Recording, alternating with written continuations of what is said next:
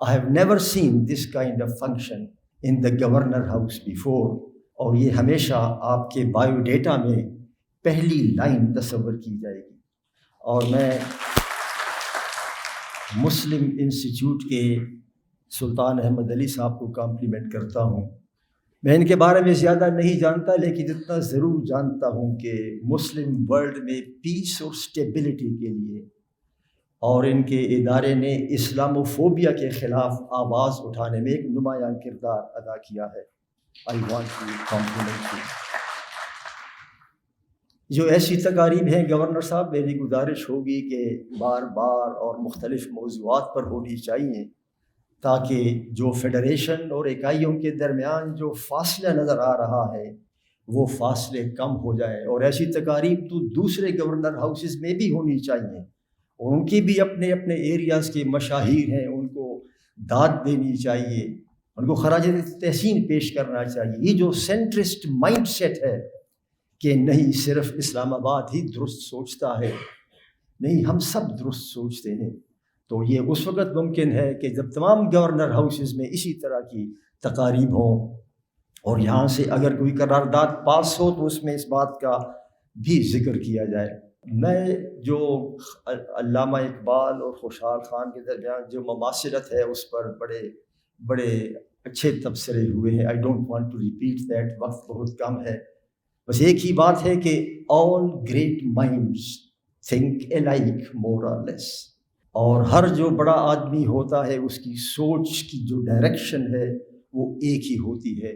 خوشحال خان بھی ایک بہت بڑا مفکر تھا، علامہ اقبال بھی بڑا مفکر تھا. یہ لازمی ہے کہ دونوں کی مماثلت بہت انداز میں ہوگی. جس طرح پروفیسر صاحب نے کہا کہ ہر بڑا آدمی جو ہے اس کی امیدیں قلیل، اس کے مقاصد جلیل. تو خواہ وہ علامہ اقبال ہو، خواہ وہ خوشحال خان خٹک ہو، ان کے مقاصد جلیل، ان کی امیدیں قلیل. اس سے زیادہ میں ان کی مماثلت پر بات نہیں کرنا چاہتا کیونکہ وقت کی کمی ہے. دو باتیں گورنر صاحب جو میں آپ کے سامنے اور تمام حاضرین کے سامنے رکھنا چاہتا ہوں کہ خوشحال خان خٹک کے بارے میں ایک ریئلٹی اور ایک فیکٹ آف لائف ہے، اور وہ یہ ہے کہ وہ قلم کا بھی دھنی تھا اور تلوار کا بھی دھنی تھا. جناب گورنر صاحب، دوسری تجویز آپ کے سامنے یہ ہے، اور آپ نے خود فرمایا تھا کہ تجاویز آپ دے دیں، کہ اس سیمینار کے علاوہ شاید آپ اسی حال میں پاکستان کے دانشوروں اور اہل قلم کے ساتھ ساتھ افغانستان کے دانشوروں اور اہل قلم کو بھی بلائیں. علامہ اقبال شاعر پاکستان ہے اور خوشحال خان خٹک شاعر افغانستان ہے. I think this is time کہ آپ ان کو بلا کر ان سب کو یہاں اکٹھا بٹھا کے اور people to people, intellectual to intellectual, شاعر ٹو شاعر، ادیب ٹو ادیب، ان کی بات کرا دیں اسی حال میں بیٹھ کر. شاید کوئی بہتری کا نتیجہ نکل سکے. And I should also like to say کہ یہ جو خوشحال خان خٹک کو اس کی ترویج کے لیے ضروری ہے، یہاں ایک بڑے اچھے تجویز آئی تھی کہ ان کی انگریزی میں ترجمہ وہ ابھی تک نہیں ہوا.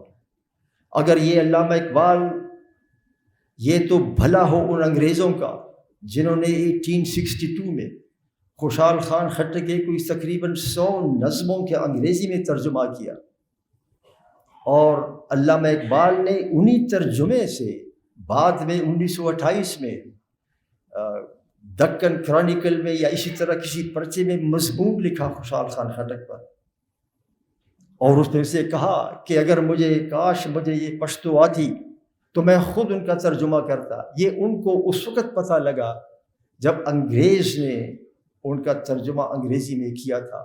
تو if we have to take the message of Khushal Khan far and wide، تو اردو میں ترجمے ہیں، پشتو میں بڑی لکھائی ہوئی ہے، انگریزی میں اس طرح سے نہیں ہے جس طرح ہونی چاہیے.